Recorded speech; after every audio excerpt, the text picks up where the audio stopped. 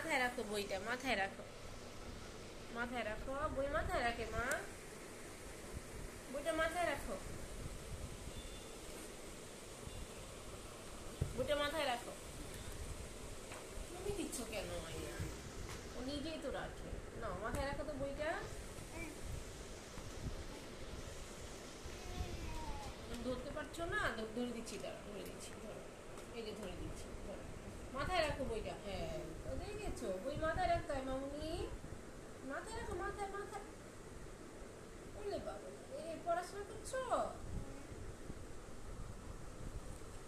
পড়ো পড়ো, একটু পড়ো, 1 2